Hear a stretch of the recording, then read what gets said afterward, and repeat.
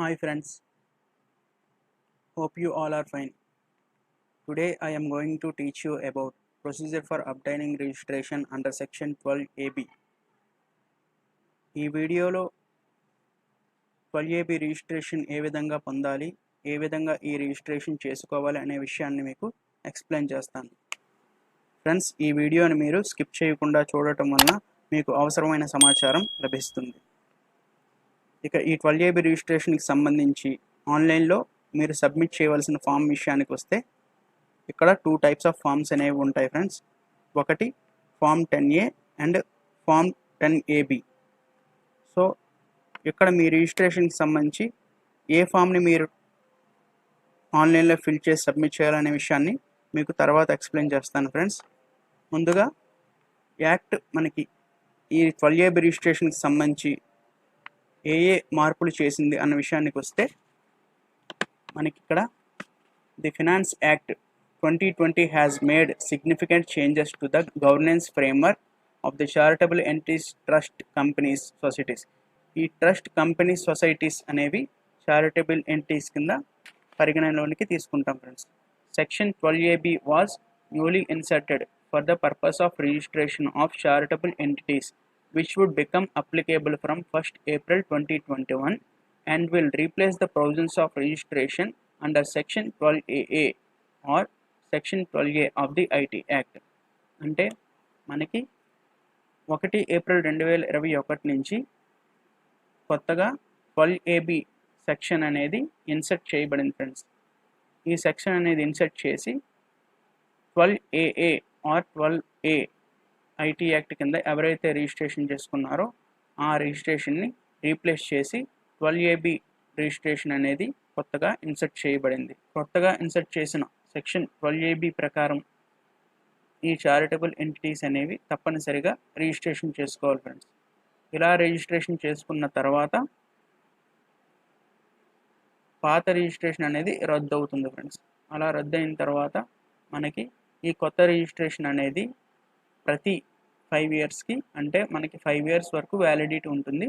Once ఆ 5 years complete అయిన తర్వాత after the period of 5 years the charitable entity would be required to renew such registration. అంటే ఒకసారి 5 years complete అయిన తర్వాత ఈ చారిటబుల్ ఎంటిటీస్ అనేవి తప్పనిసరిగా ఈ యొక్క రిజిస్ట్రేషన్ అంటే కొత్తగా ఇన్సర్ట్ చేసిన రిజిస్ట్రేషన్ అనేది ప్రతి 5 ఇయర్స్ ఒకసారి రెన్యువల్ చేసుకోవాల్సిన అవసరం అయితే ఉంది. If such entity fails to make re-registration application then implication under section 115 TD of the IT act may arise. So ఈ రెన్యువల్ విషయంలో ఈ చారిటబుల్ ఎంటిటీస్ అనేవి ఫెయిల్ అయితే రిజిస్ట్రేషన్ రెన్యువల్ చేసుకోకుండా ఫెయిల్ అయితే కొన్ని చిక్కులు అనేవి ఎదుర్కోవాల్సి ఉంటుంది ఫ్రెండ్స్. మనకి తప్పనిసరిగా ఈ 12AB రిజిస్ట్రేషన్ అనేది ఈ చారిటబుల్ ఎంటిటీస్ ఏవైతే ఉన్నాయో ఈ సొసైటీస్, ట్రస్ట్ అండ్ కంపెనీస్ ఈ మూడు కూడా 12AB రిజిస్ట్రేషన్ అనేది చేసుకోవాలి friends. The revised registration procedure along with applicable forms can be depicted by way of the following diagram. ఈ రివైజ్డ్ రిజిస్ట్రేషన్ ప్రొసీజర్ అనేది ఈ కిందన ఒక డయాగ్రామ్ కింద చిత్రీకరించబడింది. అది ఏంటనేది మనం ఒకసారి తెలుసుకుందాం friends. Whether you are an existing entity registered under section 12AA and 80G of the act. అంటే మీరు కనుక ఒకవేళ అంటే మీ ట్రస్ట్ కానీ, సొసైటీ కానీ, కంపెనీ కానీ ఆల్రెడీ 12AA ఆర్ 80G కింద రిజిస్ట్రేషన్ చేసుకోబడి ఉంటే ఇందాక నేను చెప్పినట్టుగా ఎవరు ఫామ్ 10A ఫిల్ చేయాలి, ఎవరు ఫామ్ 10AB ఫిల్ చేయాలని విషయాన్ని అది ఇక్కడ చెప్తున్నాడు. So whether you are an existing entity registered under section 12AA and 80G of the act, make an application in Form 10A to CIT PCIT within 3 months from 1st April 2021. అంటే ఇంతకు ముందే ఈ 12AA and 80G కింద charitable entities అనేవి registration చేసుకోబడ్డాయో అవి 12AB రిజిస్ట్రేషన్కి మారడం కోసం ఫామ్ 10A అనేది అప్లికేషన్ ఫిల్ చేయమంటున్నాడు friends. Make an application in Form 10A to CIT commissioner of income tax or PCIT principal commissioner of income tax within 3 months from 1st April 2021. అంటే మనకి ఈ 12AB అనేది 1st April 2021 నుంచి applicable అవుతుంది.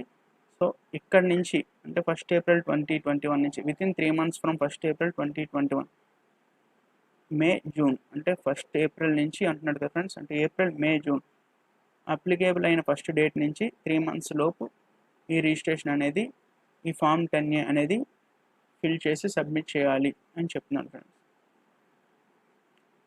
ఇలా చేసిన తర్వాత commissioner of income tax, principal commissioner of income tax to process application within 3 months from end of month in which it is received. అంటే commissioner of income tax or principal commissioner of income tax ఈ యొక్క మీరు ఇచ్చిన form 10Aని receive చేసుకున్న 3 నెలలకి pass an order of registration in Form 10AC for the entity for 5 years.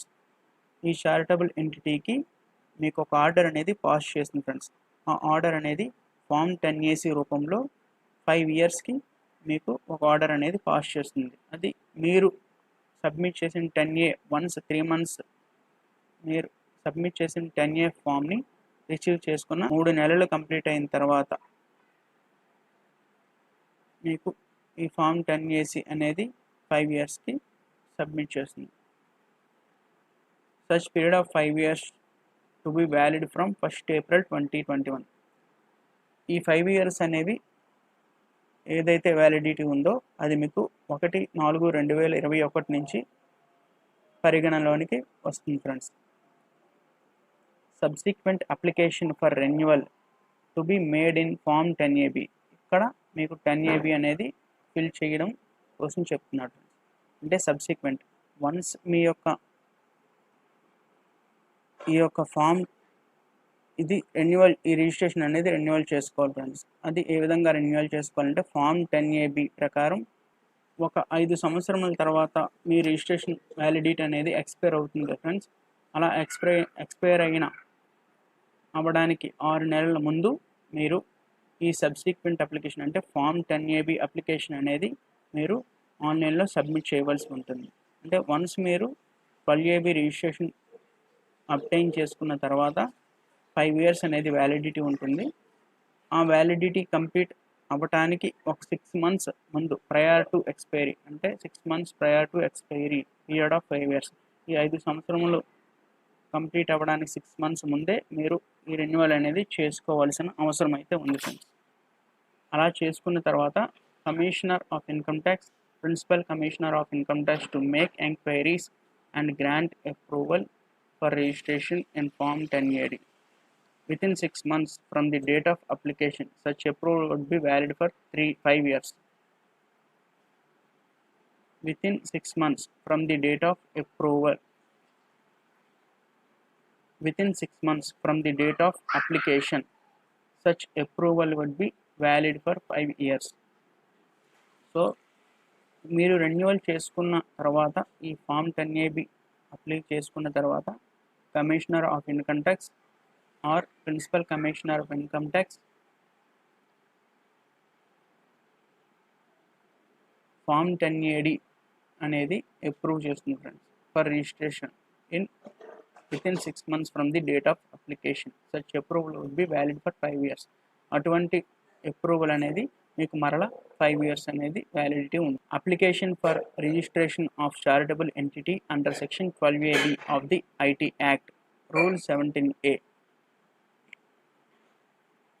Make an application in the prescribed forms. Rule 17A of the IT rules have been substituted with new provisions which provide for making an application for registration of charitable entities for the purpose of claiming exemption under section 11 of the IT Act. The application has to be made in the following forms. Friends, ఇక్కడ మీకు కొన్ని prescribed forms అనేవి rule 17A ప్రకారం apply చేసుకోవాల్సిన అవసరం అయితే ఉంది. So form in which applicable to be made, type of application applicable to అంటే ఏ ఫామ్ మీరు అప్లై చేయాలి, అలానే టైప్ ఆఫ్ అప్లికేషన్ ఏంటి, ఇది ఎవరికి అప్లికేబుల్ అవుతుంది అనే విషయానికి వస్తే form 10A, form in which application to be made. ఏ అప్లికేషన్ మీరు సబ్మిట్ చేయాలనే విషయానికి వస్తే ఫామ్ 10A అంటే మనకి ఇక్కడ ఈ సెక్షన్ అనేది ఎవరికి అప్లికేబుల్ అవుతుంది. ఈ ఫామ్ 10A అనేది ఎవరికి అప్లికేబుల్ అవుతుంది? Existing charitable entities having registration under section 12A or under section 12AA of the IT act. So ఈ ఫామ్ 10A ఎవరికి అప్లికేబుల్ అవుతుందనే విషయానికి వస్తే ఆల్రెడీ ఎగ్జిస్టింగ్ చారిటబుల్ ఎంటిటీస్ అంటే having registration under section 12A or 12AA, already 12A మరియు 12AA కింద ఎవరైతే charitable entities registration చేసుకోబడ్డాయో, వాళ్ళకి ఆ రిజిస్ట్రేషన్ ఉందో వాళ్ళు ఈ ఫామ్ 10A అనేది అప్లై చేసుకోవాల్సిన అవసరం అయితే ఉంది ఫ్రెండ్స్. తర్వాత నెక్స్ట్ ఫామ్ 10AB అనేది కొత్తగా ఎవరైతే రిజిస్ట్రేషన్ చేసుకుంటున్నారో వాళ్ళకి ఈ ఫామ్ 10AB అనేది ఫిల్ చేసుకోవాలి ఫ్రెండ్స్. అంటే ఇంతకుముందు 12AA కింద రిజిస్ట్రేషన్ లేని వాళ్ళు ఈ 12AB కింద, అంటే కొత్తగా సొసైటీస్ ఎస్టాబ్లిష్ చేస్తున్న వాళ్ళు ఈ యొక్క ఫామ్ 10AB అప్లికేషన్ సబ్మిట్ చేసి 12AB రిజిస్ట్రేషన్ అనేది పొందవలసి ఉంటుంది. ఈ ఫామ్ 10AB అనేది ఆల్రెడీ ఎవరికైతే 12AB రిజిస్ట్రేషన్ పొందారో, అలానే ఈ పీరియడ్ ఏదైతే ఉందో, అంటే ఈ 5 years పీరియడ్ ఏదైతే ఉందో ఎక్స్పైరీ అవ్వడానికి ఒక 6 months ముందు ఈ యొక్క ఫామ్ 10AB అనేది ఫిల్ చేసుకోవాలి, సబ్మిట్ చేయాలి. Friends, in my next video, I will explain how to fill Form 10A to obtain registration under Section 12AB and how to attach supporting documents with respect to